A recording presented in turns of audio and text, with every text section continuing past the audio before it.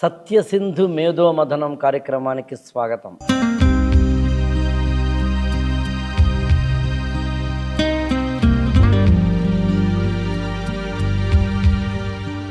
ఏ రోగానికైనా కానీ మన డిఎన్ఏని యాక్సెస్ చేసే కెపాసిటీ బ్రెత్కుంది. పంచకోశాల లోపుకు వెళ్ళేంత ధైర్యం బ్రెత్ ద్వారానే జరుగుతుంది. పిండం బ్రహ్మాండానికి ఎలా కనెక్ట్ అవుతుంది అనేది ఊపిరి ద్వారా సాధ్యపడుతుంది. దెర్ బి ఏ మూమెంట్ బాడీకి ఇంకా ఆక్సిజనేషన్ అవసరం లా. Treating a human body by itself, through itself, for it self.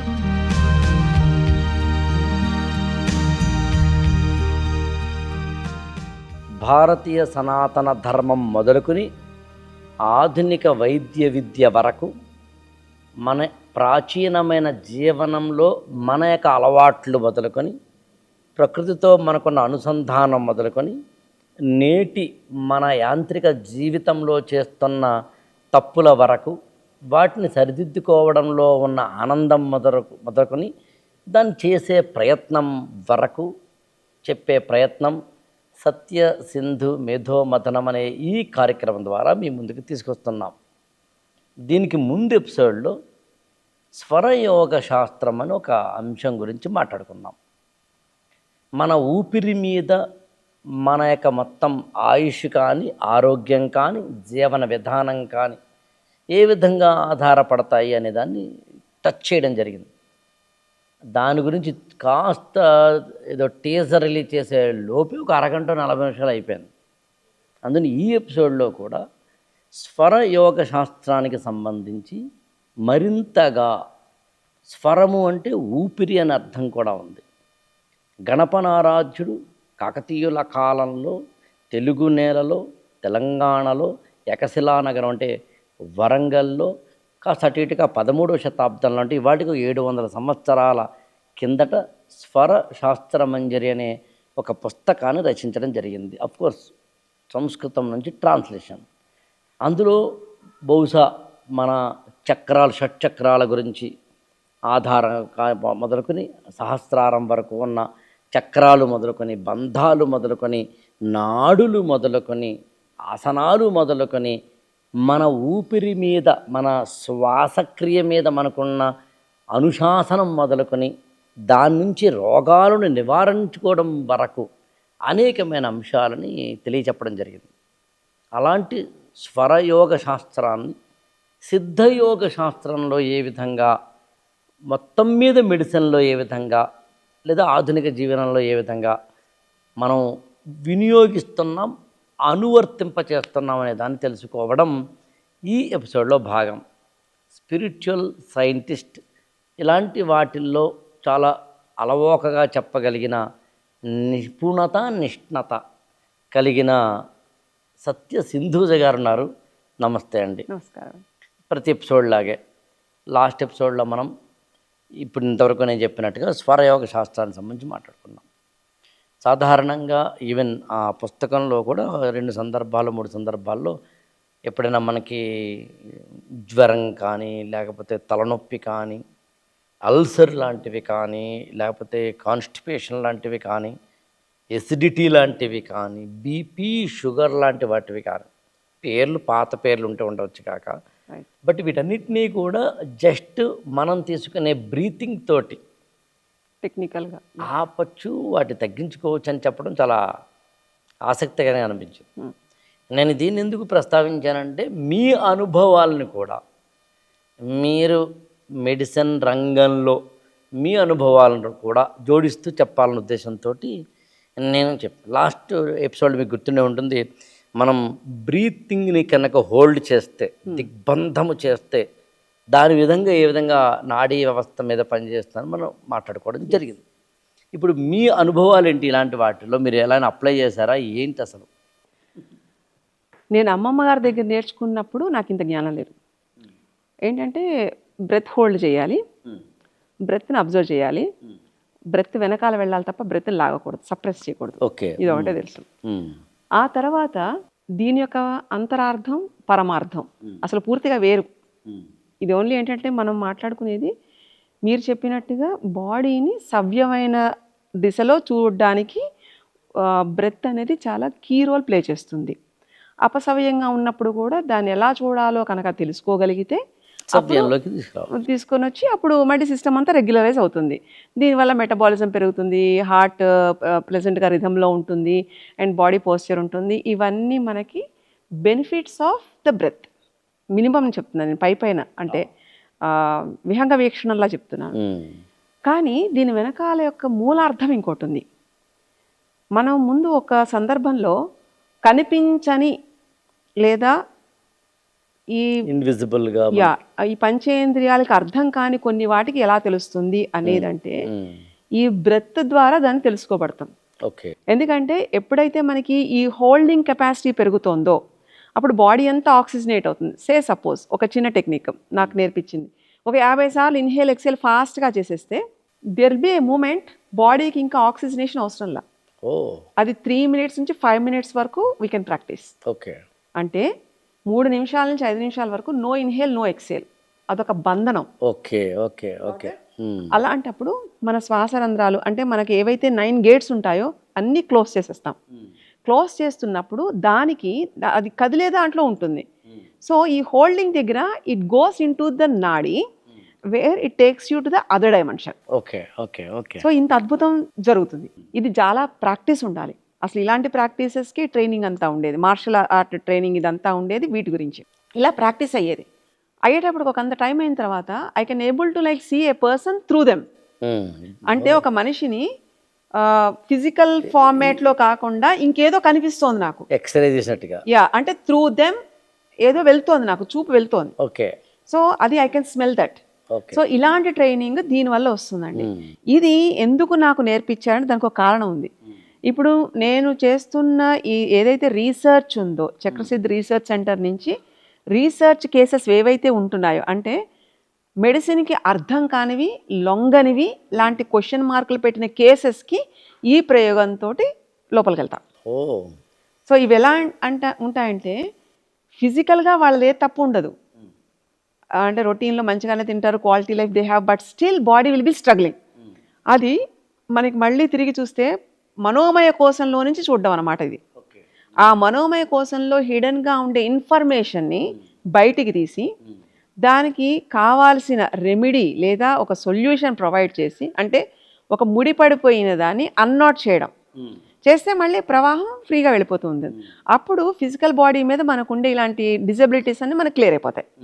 So ఇది ఒక అద్భుతమైన లాంఛనప్రాయంగా వేదాల్లో నిక్షిప్తంగా ఉన్న అద్భుతమైన రహస్యం ప్రాణాయామం ద్వారా. అంటే ఈ ఊపిరి తీసుకునేది కేవలం దీన్ని బతికించడానికే కాదు, ఇవాల్వ్ అవ్వడానికి, ఎలాంటిది చూడాలి అన్న తెలుసుకోవడానికి ఇలాంటి ప్రక్రియలు. సో ఇలాంటివి మేము స్టాన్ఫర్డ్, హాప్కిన్స్ వాళ్ళు పంపించేవాళ్ళు కేసెస్, రీసెర్చ్ కేసెస్. అలాగా పెయిన్ మేనేజ్మెంటే ఇంక వీళ్ళు ఇంతే ఇలానే ఉండాలి అని వాళ్ళకి ఫుల్ స్టాప్ పెట్టేసిన కేసెస్ మళ్ళీ వాళ్ళు మనల్ని వెతుక్కుంటూ వచ్చి మళ్ళీ సిస్టంలో 21 days అండి. అంటే ఎనీ టైప్ ఆఫ్ లేకపోతే కొన్ని only any auto immune disorder will be search like this. Crohn's, ఇంకా కొన్ని సందర్భాల్లో లూపస్, ఇవన్నీ. కాకపోతే ఒక కండిషన్ ఉంటుందండి, వాళ్ళ స్టామినా వాళ్ళది ఉండే అనుగ్రహం ఉండేంత వరకు. ఇప్పుడంటే మనం స్టామినా అంటున్నాము, కానీ వాళ్ళ యోగం ప్రాప్తం కూడా దానికి కనెక్ట్ అవ్వాలి.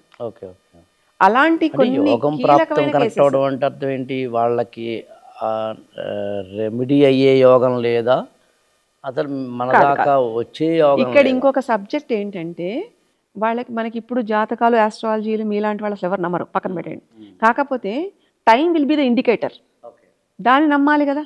రోజుకి మనకి 24 గంటలు ఉండేది టైం కాదు, కాలం అనేది, గోచారంలో కాలం అనేది ఒకటి ఉంటుందండి.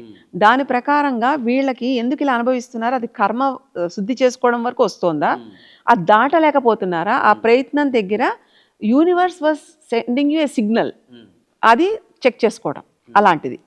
సో అలా వాళ్ళకి ప్రాప్తం యోగం ఉండి వాళ్ళకి ఇలా వెళ్ళొచ్చు అనేది కనుక తెలిస్తే then this is like the easiest solution to come out of whatever the problem might they are in to. Okay. ఇప్పుడు ఇందులో ఉదాహరణకి ఏదైనా ఎనీ టైప్ ఆఫ్ డిజార్డర్ తోటి ఆటో ఇమ్యూన్ కావచ్చు, ఎనీ టైప్ వచ్చినప్పుడు ఎలాంటి బ్రీతింగ్ ఎక్సర్సైజెస్ కానీ ప్రాణాయామం టెక్నిక్స్ కానీ మనం చెప్పాలి అందరికీ ఒకటే ఉంటాయా? ఒక్కొక్కరికి ఒక విధంగా ఇక్కడ వాళ్ళకి టెక్నిక్ అంటే ఏముండదండి, అది తెలుసుకోవడానికి చేసే వాళ్ళకి ఆ టెక్నిక్ తెలియాలి. సో మెయిన్ సెషన్ దానికి ఏంటంటే మనం మెమరీ సెషన్ అంటాం. ఈ స్తంభన, ఈ బంధనం ద్వారా వాళ్ళ లోపలికి వెళ్ళగలిగే, అంటే వాళ్ళ ఆరాలోకి వెళ్ళి ఇన్ఫర్మేషన్ డీకోడ్ చేయడం. అంటే పూర్వకాలం మీరు కనుక చూసి ఉండుంటే యోగులు వాళ్ళ తపోబలంతో ఎగరడం, యాస్ట్రల్ ట్రావెలింగ్ చేయడం, 2-3 ప్లేసుల్లో ఒకటేసారి కనిపించడం, శరీరాన్ని బరువు పెంచడం, బరువు తగ్గించడం, అగ్నితో కలపడం, వాయువుతో కలపడం, గాలిని కూడా బెండ్ చేసి వాడేంత ప్రక్రియలు చేయడం, ఇలాంటివన్నీ ఉన్నాయి. ఆ ప్రక్రియలు వీటి నుంచి వస్తాయన్నమాట. సో ఇలా చూడడం అనేది it's a type of training. బేసికల్గా ఏ రోగానికైనా ఎంత మీరు చెప్పినట్టుగా ఒకటే బ్రీతింగ్ ఎక్సర్సైజ్ లాంటివి ఉంటాయా, లేదా వాట్ ఎగ్జాక్ట్లీ దట్? ఏ విధమైన బ్రీతింగ్ ఎక్సర్సైజ్ అనండి, లేకపోతే కనుక శ్వాసం మీద వాళ్ళకు ఉండే అనుశాసనం అనండి, దాని నుంచి ఏ బెనిఫిట్స్ వస్తున్నాయనేది ఎలా మనం చెప్తుంటాం? ప్రాక్టికల్గా ఇక్కడ ఒక కేసు గురించే మాట్లాడుకుందాం. సూపర్, ఈజీ ఉంటుంది మీకు నాకు. సో ఏంటంటే ఇక్కడ బ్రీతింగ్ టెక్నిక్స్ వాళ్ళవి కాదు ఫస్ట్ థింగ్. రెండోది వాళ్ళ బ్రెత్ ఎక్కడ లాక్ అవుతుంది అన్నది ట్రేస్ చేయడం అనేది ఇంపార్టెంట్. ఓకే, సో ఇక్కడ పంచకోశాల లోపుకు వెళ్ళేంత ధైర్యం బ్రెత్ ద్వారానే జరుగుతుంది. Breath is like the key element to attach. అంటే ప్రాణమయ కోసం, అన్నమయ కోసం, అలాగ మనం పైకి వెళ్తుంటే విజ్ఞానమయ కోసం, ఆనందమయ కోసం, ఇలాంటివన్నీ ఒకదానికొకటి బైండ్ అయి ఉంటాయి, linked up with some astral cord sent through breath. Okay, so ఇలాంటి ఒక కాన్స్టిట్యుయెన్సీ బాడీకి ఉంటుంది. అలా ఉంటున్నప్పుడు సపోజ్ మీరే ఉన్నారు, మీ నాన్నగారికి ఏదో సమ్ ఫలానా ఒక ప్రాబ్లం ఉండింది. ఓకే, ఆ ప్రాబ్లం ఏంటో మీకు తెలియలేదు. కానీ by you came through him, obviously, right? అలాగే అంతకు ముందు 3 జనరేషన్లో ఇంకేదో ఉండొచ్చు, but you are the descendant of that. Exactly. So this is an application going reverse back to that point where the energy got blocked. So adi teeste ikkada meeru you will be fine. Super. ఇప్పుడు ఏంటంటే పైనుంచి మనం కిందకి రాదు, కింద నుంచి పైకి వెళ్దాం. ఇప్పుడు నేను, మా అమ్మగారు, మా అమ్మమ్మ గారు, అలాగే జనరేషన్స్ ముందుకెళ్దాం. సో వాళ్ళు లేరనడానికి లేదుగా, అంతేగా. ఎందుకంటే నేనున్నానంటే వాళ్ళు ఉన్నారు, కానీ వాళ్ళ తాలూకు యొక్క షేడ్స్ మన మీద ఇంపాక్ట్ ఉంటాయి. రోగం మీకే రాకర్లా. ఎగ్జాక్ట్లీ. ఓకే, అక్కడ వాళ్ళ జర్నీలో ఏది అక్కడ మిస్టేక్ ఉన్నా you will get affected. So that you can able to like requestion. అంటే వెళ్ళిపోయిన తర్వాత సోల్ జర్నీ అంటాం కదండి, స్పిరిట్ జర్నీ అంటాం కదండి. సో యాజ్ ఎ డిసెండెంట్ వాళ్ళకి అక్కడ ఏదైనా అబ్స్టకిల్ లాంటిది ఉంటున్నా through you they want to decode that. అంటే మన పితృదేవతలు, పితృకర్మలు అంటాం ఇక్కడ దాన్ని, రుణాలు, పితృరుణాలు. నేను చెప్పే ఈ కేసెస్ సెరిబ్రల్ పాలసీ తీసుకోండి. ఓకే, పుట్టుకతో బై బర్త్ డెలివరీ ఇష్యూస్ ఏమీ లేదు, పిల్ల కొంచెం వేరేలా పుట్టింది, ఆక్సిజనేషన్ సరిగ్గా లేదన్నారు, దాని తర్వాత ఇంపాక్ట్ ఫిజికల్ ఎలిమెంట్ మీద ఉంది. కానీ అది రావడానికి గల కారణం ఆ పిల్లది ఏమి ఉండదుగా, అంతేగా, మరి ఎక్కడో ఉండాలిగా, ఖచ్చితంగా. సో జర్నీ ఇక్కడి నుంచి అక్కడ మొదలవుతుంది. ఓకే. సో వాళ్ళకి అక్కడ క్లియరెన్స్, అంటే వాళ్ళకి వీళ్ళ బాడీ ద్వారా అక్కడ దాకా రీచ్ అవ్వగలిగి అక్కడ కనుక ఏదన్నా చేయగలిగితే, అంటే ఒక రిచువల్ అవ్వచ్చు, లేదా అక్కడ ఏ ప్రాబ్లం ఉందో దాన్ని కనుక సరి చేయగలిగితే ఇక్కడ you see the response immediately. ఇదేం మళ్ళీ ఇంకో జన్మ ఆగక్కర్లా. ఇక్కడ అక్కడ అలాంటి పదాలు వాడుతున్నప్పుడు వ్యూవర్స్ కొంచెం క్లారిటీ ఇచ్చేందుకు నేను చెప్పాలనుకుంటున్నాను. నేనే చెప్పేస్తాను. అది చెప్పండి. ఇన్విజిబుల్ గా అంటే బియాండ్ సెన్సెస్, అంటే వేరే డైమెన్షన్. సో ఇక్కడ మనం మాట్లాడే 3 డైమెన్షన్, అలా మల్టీ డైమెన్షన్స్ లో మన డిఎన్ఏని యాక్సెస్ చేసే కెపాసిటీ బ్రెత్కుంది. ఇది ఫార్ములా. సో ఈ ఫార్ములా ప్రకారం మళ్ళీ తిరిగి మనం కనుక బయలుదేరితే, జర్నీ వాళ్ళలో నుంచే బయలుదేరితే, వాళ్ళ పుట్టు పూర్వోత్తర చరిత్రలన్నీ కూడా ఇక్కడ బయటకు వస్తాయి, along with people names, incidents, వాళ్ళు ఎక్కడెక్కడ ఎవరెవరు ఎలా చేసేవాళ్ళు, ఎలా ఉంటే ఇక్కడ వీళ్ళు బాగుంటారు. ఒక్కొక్కసారి ఏమవుతుందంటే ప్రారంధ కర్మలు, సంచిత కర్మలు, ఆగామి కర్మలు, ఇలా ఈ కర్మల్లో చాలా వరకు స్వయంకృతాపరాధాలు ఇక్కడ మనకు కనిపించినప్పటికీ కొన్ని క్వశ్చన్ తోటి ఆ క్వశ్చన్ కూడా డౌట్ వచ్చేలాగా ఉండి ఆగిపోయిన కర్మలు కొన్ని ఉంటాయి. వాటికి ఈ ప్రక్రియ ద్వారా తెలుసుకోవడం జరుగుతుంది. అది మనకి చాలా ఉపనిషత్తుల్లో ఉంటుంది సేమ్ పాయింట్, కానీ తిరిగి మనం మళ్ళీ దాన్ని వెతికే ప్రయత్నం చేయాలి, దాన్ని ప్రూవ్ చేయాలిగా. సో నాకు ఎలాగా చెప్పారంటే అక్కడ అలా రాసి ఉంది, ట్రై టు సర్చ్. ఇప్పుడు నీకు ఈ టెక్నిక్ తెలిసింది, నువ్వు చూడగలుగుతున్నావు, అక్కడ చెప్పారు వాళ్ళు, నువ్వు చూసేది ఇంకొక ప్రాక్టికల్గా ఉపయోగపడుతుందంటే that is like science proven. అంటే ఇప్పుడు ఒక వ్యక్తి ఇప్పుడు మన కళ్ళ ముందు కనిపిస్తున్నది ఎవరైనా కానీ సెరిబ్రల్ పాలసీ లాంటి ఏదైనా ఒక ఫైబ్రోమైల్జియా అవ్వచ్చు, లాంటి ఏదైనా చాలా మోడర్న్ మెడిసిన్కి అందనిదో అంటే అందనిదంటే దానికి కాజ్ అండ్ ఎఫెక్ట్ అందచ్చు కాక అవును, రూట్ కాజ్ తెలియకపోయి ఉండొచ్చు కదా, కానీ లేకపోతే ఇక్కడే ఎందుకు ఈ వ్యక్తికి ఎందుకు అనే క్వశ్చన్ ఉండొచ్చు. ఇప్పుడు ఈ అబ్బాయి లేదా అమ్మాయి యొక్క పేరెంట్స్ ఎన్ని జనరేషన్స్ అన్న 14 generations we can decode. Okay 14 జన్మలు అండి, 14 జనరేషన్స్ తరాలు. ఓకే, మామూలుగా మనకి ఆడపిల్ల అబ్బాయి సందర్భాల్లో 7 తరాలు చూస్తాం. ప్రవర విషయంలో కూడా మనం 7 తరాలుగా చెబుతాం. 7 ఈజ్ లైక్ ఐడియల్ నెంబర్ మనకి. ఓకే, కానీ ఇది 14 డైమెన్షన్లు 14 తరాలకు వెళ్తుంది. అది కూడా మళ్ళీ 14 అంటే 7 + 7 కాబట్టి ఏదైనా 7కి ఏదైనా ప్రాధాన్యం ఉందంటారా? 7 అసలు మామూలుగా చూస్తే చక్రాలు కూడా షట్చక్రం, అలాగే ప్లానెట్స్. ఓకే, అంటే మొత్తం 9 లో 7 ప్లానెట్స్ చెప్తాం కానీ 7 ఆర్ ఇంపార్టెంట్, సబ్ ప్లానెట్స్ గా చెప్తారు. 7 ఆర్ ఇంపార్టెంట్. సో దానికి దీనికి ఉండే బీజాక్షర సౌండింగ్ ఊపిరి ద్వారా చేసిన you can able to sync with that universal law. శాస్త్రంలో కూడా 7 గ్రహాలు అన్నా కానీ సూర్య చంద్రుడి గ్రహాలుగా చెప్పకుండాను, లేకపోతే కనుక ఉపగ్రహాల అంతే. స్వరయోగ శాస్త్ర మంజరిని ఏదైతే గణపనారాజ్యుడి బుక్ ఉందో అది ఈవెన్ ఇంటర్నెట్లో కూడా లభించే బుక్కే. నా దగ్గర కాపీ కూడా ఉంది కాబట్టి నేను చదివాను కాబట్టి చెప్తున్నానండి. తల్లి గర్భంలో ఒక జీవి ఫస్ట్ ఊపిరి ఎప్పుడు తీసుకుందో కూడా చెప్పచ్చని అందులో రాసింది ఉందండి. ఆ ఊపిరి దగ్గరే లక్ష్యం దేనికోసం వస్తుందో కూడా ఉంటుందండి. అంటే సోల్ పర్పస్ ఏంటి అన్నది ఉంటుందండి. అంతెందుకంటే 4-5 ఇయర్స్ వరకు బ్రహ్మరంధ్రం మూసుకుపోదు పిల్లలకి. సో లక్ష్యం అప్పుడు గుర్తు ఉంటూనే ఉంటుంది వాళ్ళకి. ఆ తర్వాత ఎప్పుడైతే మెదడు కొంచెం గట్టిగా అవడం మొదలు పెడుతుందో, ఆ రంధ్రం మూసుకుపోతుందో, అక్కడి నుంచి ఇక్కడ లోకల్ గేమ్ బిగిన్ అవుతుంది అనమాట.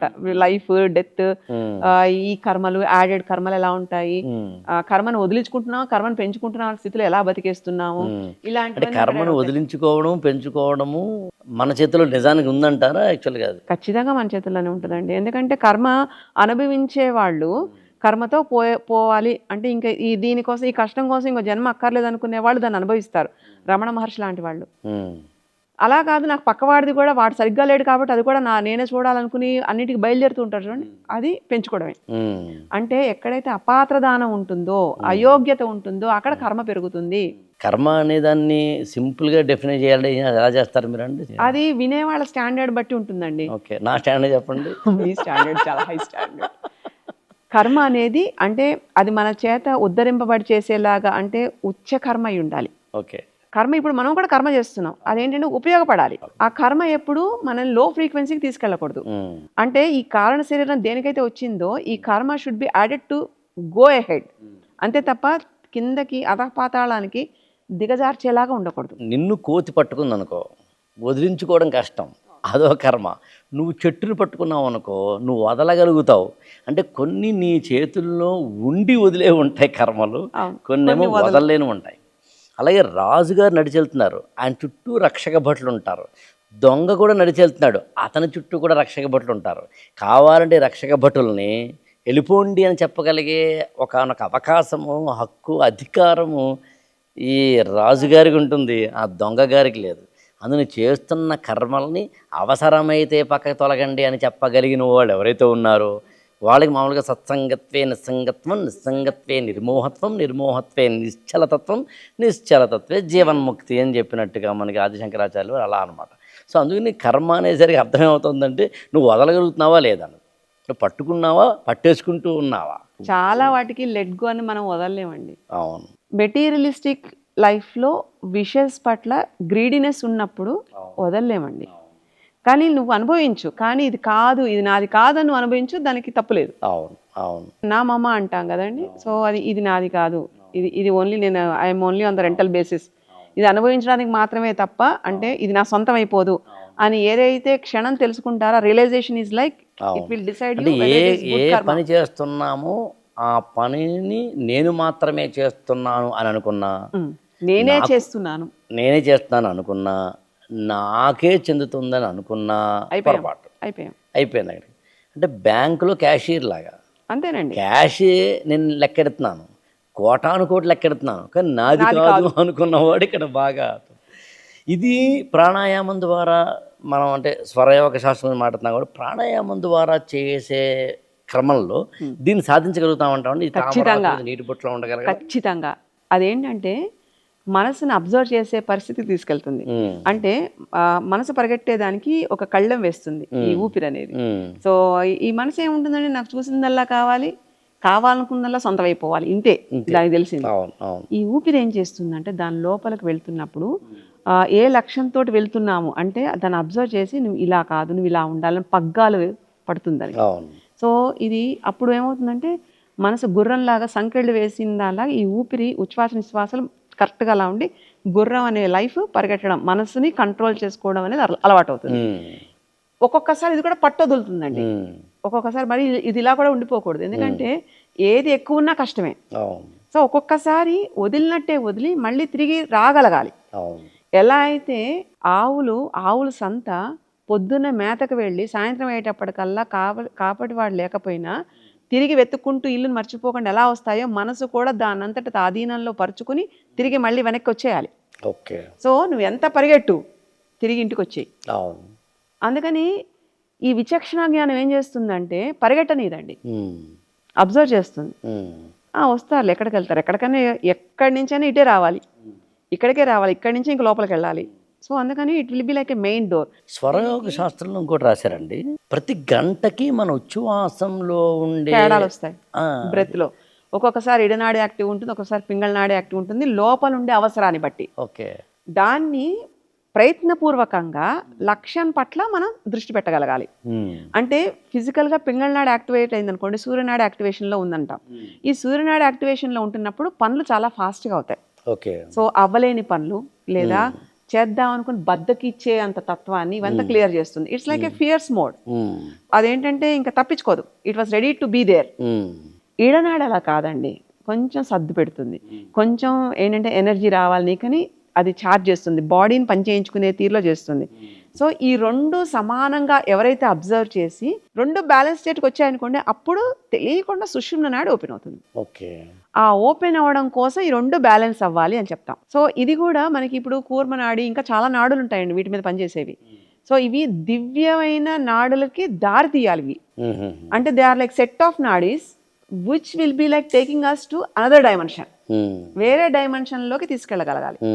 వాటి కోసమని వెళ్తాం. మిగతా నాడులు సరస్వతి నాడి నాలిక మీద ఉంటుంది, గాంధారి నాడి, సౌభాగ్య నాడి ఉంటుంది, జ్యోతి నాడి ఉంటుంది, జ్యోతి ఇస్ లైక్ బురుకుటం దగ్గర ఉంటుంది. సో ఇవన్నీ ప్రాక్టీసెస్ తోటి క్లౌడ్ ఎలా అయితే వస్తే అడ్డంగా సూర్యుడు లేడని చెప్పలేం కదా, క్లౌడ్ పక్కకు వెళ్ళగానే ఆటోమేటిక్గా సూర్యుడు వెలుగు తెలుస్తుంది కదా. అలాగే ఎప్పుడైతే ఊపిరి అక్కడికి వెళ్తుందో అక్కడ మాస్క్ అయిపోయి ఉన్నది ఓపెన్ అయిపోతుందండి. ఇది డీకాల్సిఫికేషన్ అంటాం. స్పైనల్ గ్లాండ్ కి all the glands should be decalcified, even spine decalcify అవ్వాలి, బాడీ షుడ్ బి డీకాల్సిఫై. ఎందుకంటే దానికి ఒక ఫ్లెక్సిబిలిటీ రావడానికి. ఈ ఫ్లెక్సిబిలిటీ వస్తున్నప్పుడు జనరేట్ అయ్యే పవర్ ఏదైతే ఉంటుందో, ఎనర్జీ ఉంటుందో విత్ ద లైఫ్ ఎనర్జీ, దాన్ని ఒక ప్రాణిక్ ఎనర్జీకి కలుస్తుంది. ఇప్పుడు మొత్తం ఎంటైర్ బాడీ కొన్ని లక్షల కోట్ల ట్రిలియన్స్ ఆఫ్ ద సెల్స్, ప్రతి దాంట్లోనూ ఆక్సిజన్ లేకపోతే అది బతకదు. కాబట్టి this oxygen has been taken through the breathing. మనం లోపలికంటూ తీసుకుంటున్నామంటే మన నాస్ట్రిల్స్ ద్వారానే తీసుకుంటున్నాం. సో దాని ద్వారా ఇంతకుముందు ఒక ఎపిసోడ్లో మీరు చెప్పినట్టుగా ఇక్కడి దాకా ఊపిరి పీల్చుకోవడం అనేది నిత్య జీవితంలో మామూలు పనులు చేస్తున్నప్పుడు కూడా చేస్తాం మనం. ఉద్దేశపూర్వకంగా ఇక్కడ దాకా తీసుకున్నదాన్ని ఆపి దాన్ని మొత్తం అన్నిటికీ పంపించి మళ్ళీ చేయడం అనే ఒకనొక ప్రక్రియ ఈ బంధంలో కానీ, దిగ్బంధంలో కానీ, రేచకంలో, పూరకంలో, కుంభకంలో కానీ చేస్తున్నాం మనం. దీన్నే మోడర్న్ సైన్స్ లో కూడా మనం ఏం చెప్తామంటే nitric oxide will be developed. Oxygen తో పాటుగా మీకు హీలింగ్ జరగడానికి కావాల్సిన nitric oxide will be developed naturally, where you can build up that resistance and stamina. So ఇక్కడ ఉండే యోగ ముద్రలకి మోడర్న్ సైన్స్ అంటే it was like trying to reach that ancient science, but secrets are like ట్రెమండస్గా ఇంకా చాలా అమేజింగ్గా ఉన్నాయి. So only మనం ఇక్కడ బాడీ ఫిజికల్ నేచర్తో చూడడం ఒకటే కాదు. Indian system of this tradition yoga ఈ సిస్టమ్స్ అన్నీ ఎలా చెప్తాయంటే శరీరం ద్వారా రీచ్ అవ్వగలగలిగిన స్థాయి మనసు ద్వారా వెళ్ళాలి. అంటే మనసు ఊపిరితోటి కనెక్ట్ చేస్తే అది వెళ్ళే ఇన్ఫినిట్ యూనివర్స్, ఇన్ఫినిట్ బ్రెత్కి కనెక్ట్ అవుతుంది. అంటే ఫిజికల్ బ్రెత్ ఇక్కడ పీల్చుకుంటున్నాం, ఇది బాగానే ఉంది. దీని తర్వాత నెక్స్ట్ హోల్డింగ్ అంటే ఉచ్ఛ్వాస నిశ్వాసాల దగ్గర మధ్యలో ఉండే గ్యాప్ హోల్డింగ్ దగ్గర, అనాథ చక్ర ఓపెనింగ్ దగ్గర there is a way to connect to the universal breath. ఏదైతే మనం ఎర్త్కి పల్సేషన్ ఉందంటామో, లేదా ఈవెన్ పొద్దునే చూడండి మనకి సూర్యుడి దగ్గర కూడా ఇలా పల్సేట్ అవుతూ ఉంటుంది అది చూడడానికి. సో ఆ పల్సేషన్, ఆ వైబ్రేషన్కి కనెక్ట్ అవుతుంది. అంటే మన మనిషి నుంచి యూనివర్స్కి దెర్ విల్ బి అన్ 8. ఈ 8 సింబల్ మళ్ళీ ఇంకెక్కడొస్తుంది చెప్పనండి. సూర్యుడు ఉత్తరాయణం దక్షిణాయనం అప్పుడు ప్రతిరోజు కనుక ఫోటో తీస్తే మనకి చాలా ఇంటర్నెట్లో కూడా ఉంటుందండి. 8 will be formed, infinite symbol that is. So we're infinite connected with the అణువు నుంచి బ్రహ్మాండం వరకు. అండము, పిండము, బ్రహ్మాండం. అంటే ఒక అండం నుంచి పుట్టి పిండం బ్రహ్మాండానికి ఎలా కనెక్ట్ అవుతుంది అనేది ఊపిరి ద్వారా సాధ్యపడుతుంది. అలాంటి ఊపిరి, ఆ ఊపిరి గురించి యోగాభ్యాసం, యోగ నిరంతరం అదొక జపంలా చేయాలి. మాట్లాడుతున్న నీ వాక్కు రావడానికి అదే. అండ్ మనకి అగ్నితత్వంలో కలిసిన ఊపిరి కూడా ఉంటుందండి.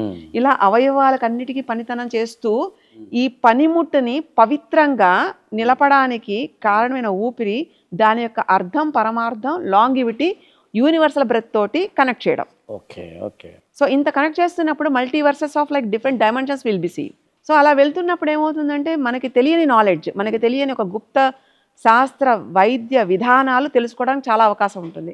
దాన్నే ఇప్పుడు రీసెర్చ్లో మనకి మెటాఫిజికల్ ఎనాటమీ లేదా క్వాంటమ్ థియరీ అని చెప్తున్నారు. ఇప్పుడు లేటెస్ట్గా అవుతుంది. ఎస్. సో ఈ క్వాంటమ్ థియరీ కూడా చెప్పేది ఏంటంటే you have to correct in the right way with the energy. So ఊపిరి రంగానే it's not only about like the oxygenation, it's about the energy carrier, energy barrier, energy bearer.